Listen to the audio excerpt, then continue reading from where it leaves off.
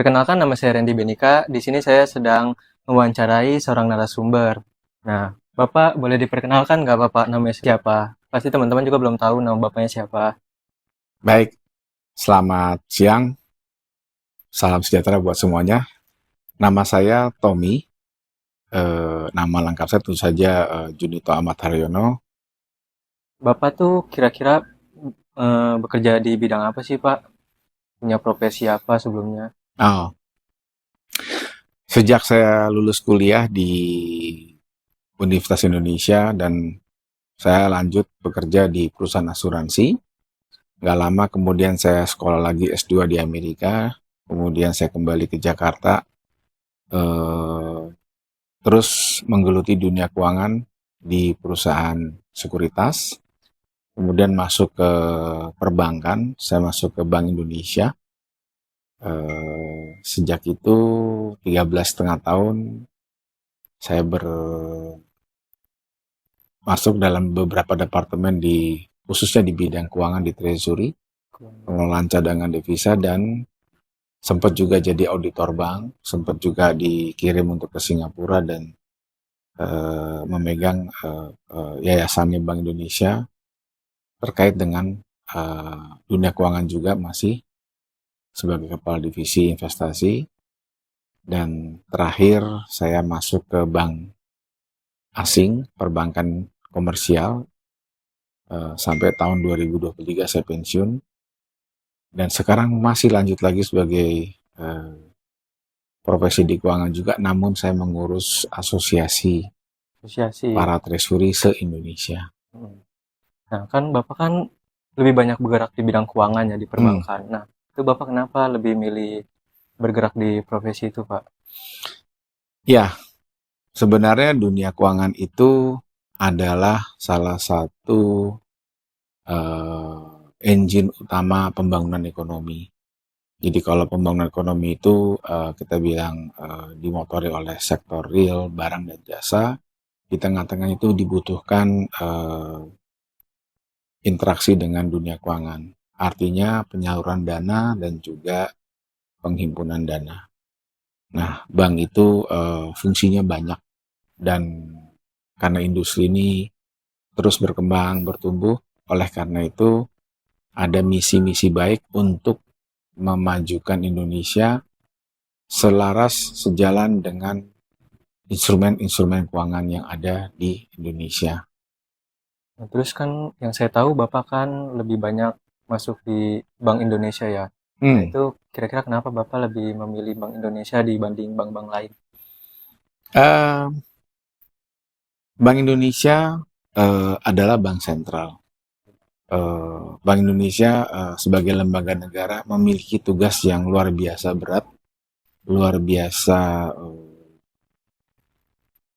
besar cakupannya, uh, dan saya memilih di situ karena kita belajar untuk melihat dari sisi peraturan dan juga ngeliat dari helikopter view-nya ya sebagai anak muda pada saat itu, belajar dengan teori dan akademisnya, tetapi juga belajar bagaimana melihat dan mengawal perkembangan sehingga Indonesia bisa tumbuh dengan baik. Namun dari situ masih ada yang kurang, sehingga kita harus masuk ke dunia komersial. Komersial. Nah, terus kan Bapak sebagai eksekutif manager ya di Hmm. PT Afuvindo itu. Hmm. Nah, itu tuh pasti teman-teman banyak yang belum tahu itu sebenarnya perusahaan apa kayak gitu, Pak. Mungkin Bapak bisa Apuvin, jelasin. ya, terima kasih. Apuvindo itu sebenarnya asosiasi atau tempat berkumpulnya para eh, expert expert yang ada di dunia keuangan, karena asosiasi itu adalah asosiasi yang menaungi para ahli, para pengusaha atau perusahaan yang menggunakan instrumen pasar uang, menggunakan instrumen pasar valuta asing. Jadi asosiasi ini menaungi eh, industri keuangan dan kita memiliki kesempatan untuk bersama-sama berkolaborasi memajukan Indonesia dengan cara memberikan literasi sehingga kapasitas daripada industri juga jadi lebih baik, lebih besar, dan juga kapabilitas daripada pelaku-pelaku industri juga akan jadi lebih baik, lebih transparan, lebih maju, dan lebih dikenal. Eh, itu tujuannya, Mas. Itu tujuannya. Nah, Bapak kan lebih ngerti tentang perbankan-perbankan. Terus, boleh Bapak jelasin nggak Pak, pemahaman Bapak tentang deposito, kredit, sama investasi? Ya, jadi suatu negara yang memiliki penduduk, apalagi penduduknya banyak ya, maka negara itu perlu membangun. Kalau negara itu membangun, maka negara itu perlu institusi keuangan untuk menyalurkan dana dan institusi keuangan yang juga dapat menghimpun dana. Bank adalah satu-satunya institusi yang diberikan kewenangan untuk menghimpun dana. Baik itu rekening tabungan, rekening giro, dan juga dana deposito. Kemudian bank juga diberikan izin juga untuk menyalurkan dana. Bentuknya seperti kredit. Itu secara konvensional seperti itu. Berkembang lagi dari masa ke masa, ternyata bank juga memiliki bergerak tidak hanya dalam konteks perbankan komersial konvensional biasa, tapi juga bank bergerak dalam konteks syariah. Jadi cara menghimpunnya dengan tata cara, dengan aturan-aturan norma sesuai dengan syariah ajaran Islam. Dan juga cara menyalurkan pinjaman atau pendanaan juga kepada nasabah juga dia mengikuti tatanan cara syariah secara agama Islam. Nah, bank itu dibutuhkan dalam suatu negara itu. Kenapa? Karena satu-satunya jantung yang di perekonomian itu adalah bank untuk menghimpun dan menyalurkan. Jadi kalau jantung itu darah masuk, darah keluar. Nah, kemudian juga ada sumber dana satu lagi namanya pasar modal. Tapi pasar modal itu tidak menghimpun dana seperti bank. Dia menghimpun dana dengan cara melakukan penawaran instrumen-instrumen pasar modal seperti saham, obligasi gitu. Yang sifatnya mungkin agak berbeda dengan bank. Kalau bank itu kan dana masuk, dana keluar tuh sangat fluktuatif ya, sangat dinamis ya. Dan perlu diingat juga bahwa bank itu bisnisnya memang dia sangat besar dan tanggung jawabnya juga sangat besar karena bank memiliki kemampuan mengelola dana masyarakat. Artinya pengawasan, pemberian izin, pengawasan, dan juga pengaturan-pengaturan perbankan itu sangat dari waktu ke waktu itu akan menjadi lebih rapi gitu. Supaya uang yang dikelola oleh bank itu dapat dikelola dengan baik, dapat dikelola dengan cara yang transparan, dapat dipertanggungjawabkan karena memang peraturan atau perlakuan audit daripada sisi internal dan eksternal itu cukup banyak ya. Banyak mata yang melihat. Ibaratnya bank itu mengurusi uangnya masyarakat. Oleh karena itu bank tidak boleh ugal-ugalan gitu. Iya. Jadi dia wajar kalau dia diawasi oleh banyak regulator, banyak aturannya, dan semakin kesini semakin rapi tata kelolanya. Berarti banyak peraturan penting ya Pak ya di perbankan. Nah, Bapak tuh kira-kira ada nggak ikut hadir dalam 3 hal tersebut, kayak ikut masuk deposit atau kredit atau investasi seperti itu?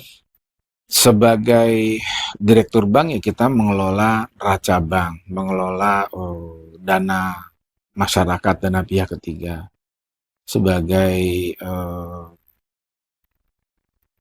direktur bank juga kita melihat dana itu juga disalurkan kepada sektor real berbentuk kredit, kredit berbentuk investasi, kredit berbentuk modal kerja, dan juga transaksi-transaksi yang lainnya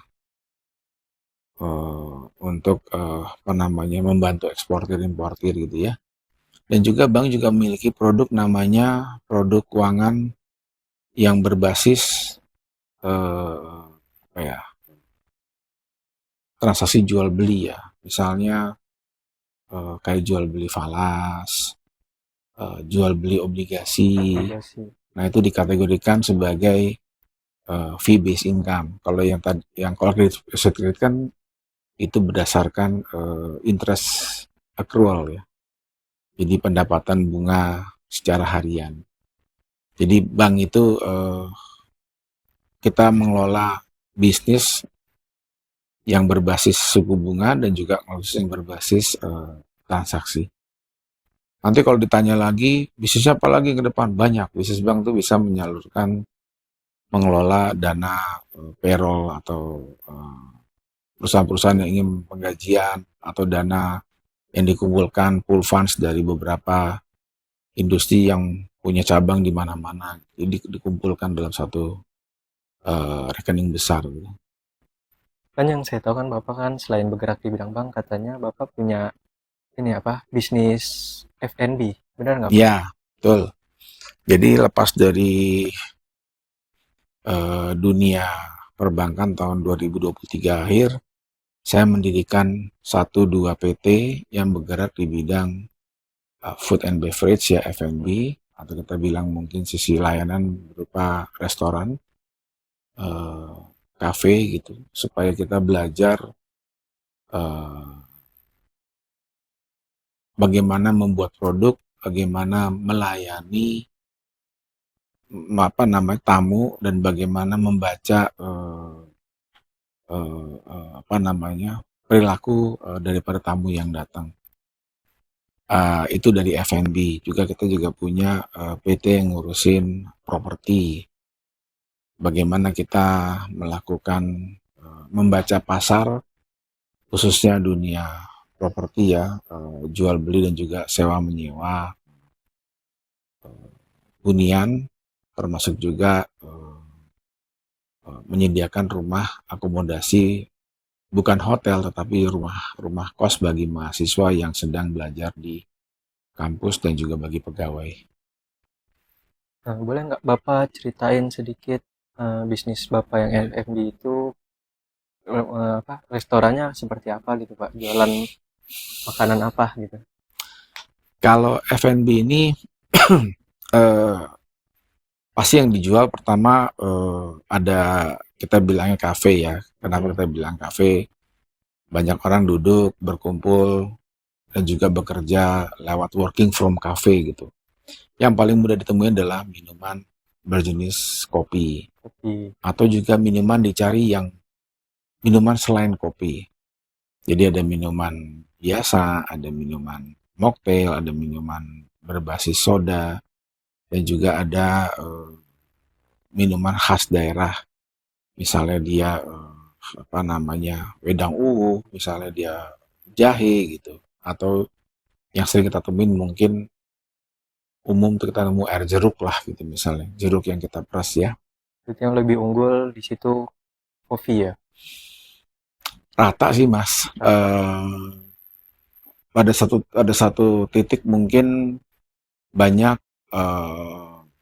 spot yang mungkin dia lebih tepat dia menjual kopi, dalam arti tamu-tamu yang datang memang datang untuk berdiskusi, ngobrol setengah jam, sejam, sehingga dia lebih senang cenderung minumnya kopi. Kalau bicara kopi, kopi panas atau kopi dingin, umumnya masyarakat Indonesia yang kita lihat sehari-hari cenderungnya minumnya kopi itu dingin.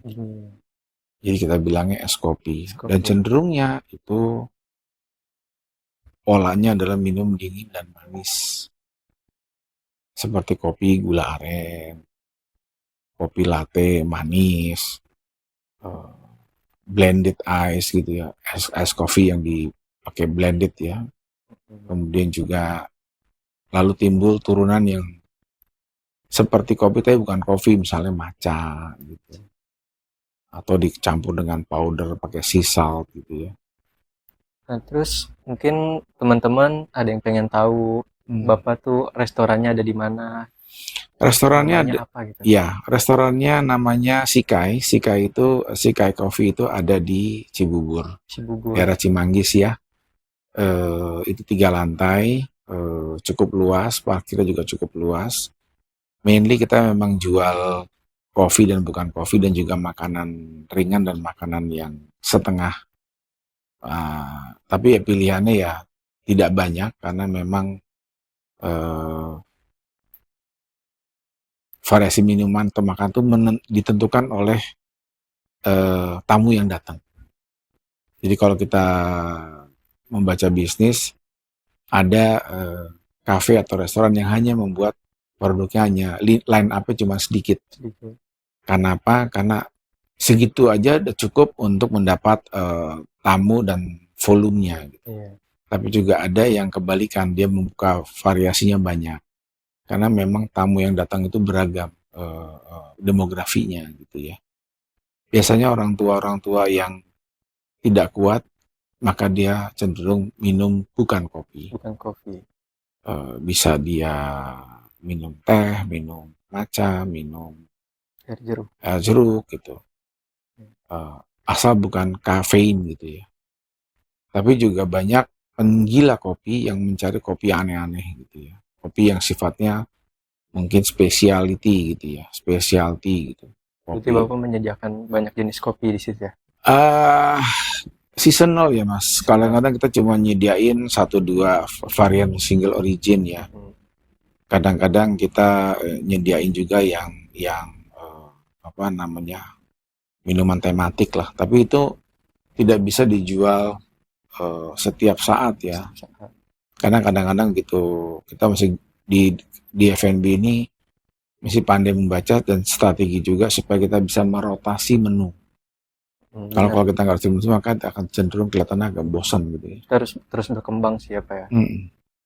Nah, buat teman-teman tuh yang pengen datang ke tempatnya bisa langsung datang di Cibubur ya Pak ya. Iya. Nah, untuk Bapaknya ada nggak Pak kata-kata buat anak muda yang pengen ngelakuin bisnis gitu? Pengen ngelakuin bisnis, ya. Jadi apa ya nasihatnya ya? Pertama,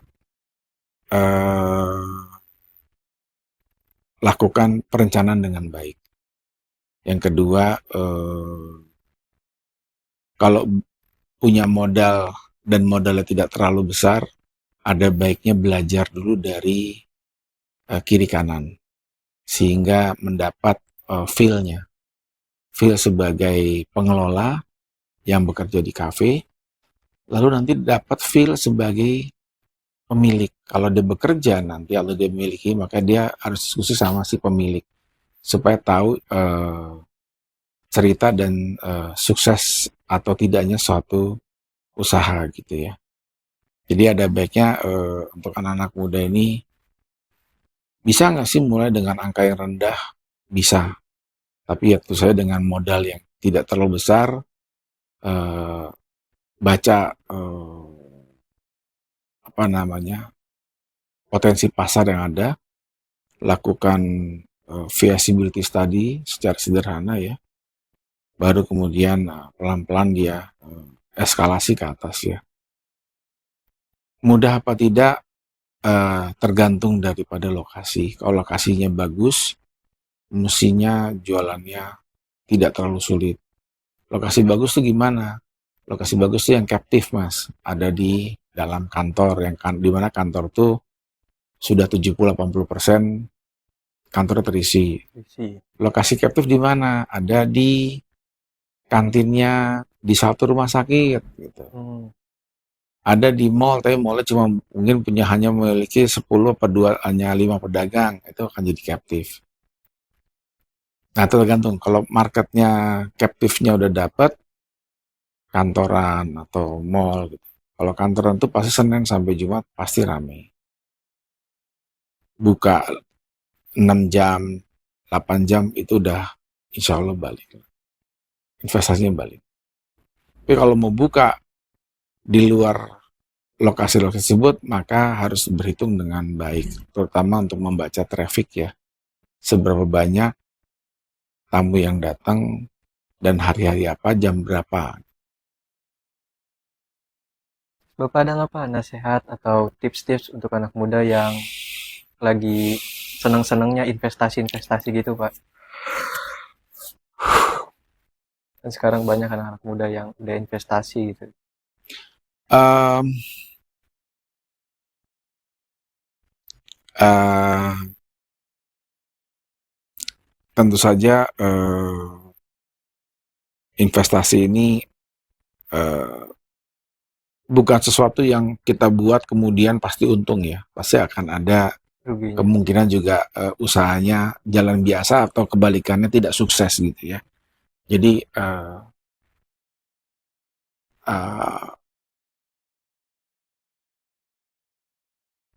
apa namanya ya? Baca, berlatih, dan juga mengikuti dunia yang akan dia geluti, ikuti dari dekat sebelum dia melakukan investasi, sehingga dia ilmunya dapat ya. Sejujurnya memang di Indonesia ini dan juga mungkin di luar negeri, bisnis F&B ini bisnis yang sepertinya kelihatan sederhana, tapi kadang kelihatan kejam. Kenapa? Karena tamu itu bisa saja pindah ke restoran yang baru, kafe yang baru, yang lama kemudian pelan-pelan hilang. Kenapa dia kejam? Karena memang dia wajib mengikuti perkembangan. Temanya berganti, bergeser. Belum juga daya beli masyarakat yang pada satu titik mungkin masyarakat Indonesia tidak terlalu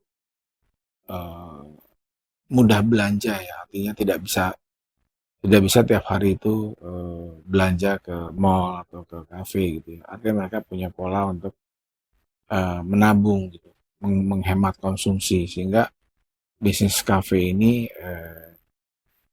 sebagian besar mungkin diisi oleh orang-orang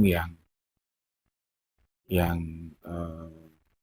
memang bermodal besar, orang-orang yang mungkin sudah punya kemampuan untuk mengelola atau juga punya pasar yang captive. Misalnya dia kafe yang didirikan oleh 1-2 kelompok usaha, dan kelompok usaha itu juga perlu wadah untuk mereka bertemu dengan klien-kliennya untuk rapat. Biasanya teman-teman yang sudah pengusaha itu biasanya punya restoran atau punya kafe itu semata-mata untuk tempat berkumpul buat diskusi sama mitra-mitra bisnisnya gitu. Nah, mungkin untuk hari ini segitu aja ya wawancara sama Pak Tommy. Nah, mungkin teman-teman bisa yang nonton video ini bisa ikut sukses kayak Pak Tommy sekarang ini. Amin. Ya. Terima kasih. Terima kasih Pak untuk hari ini Pak. Terima kasih Mas Randy. Terima kasih kawan-kawan semua. Sukses buat semua dan selalu sehat. Semangat.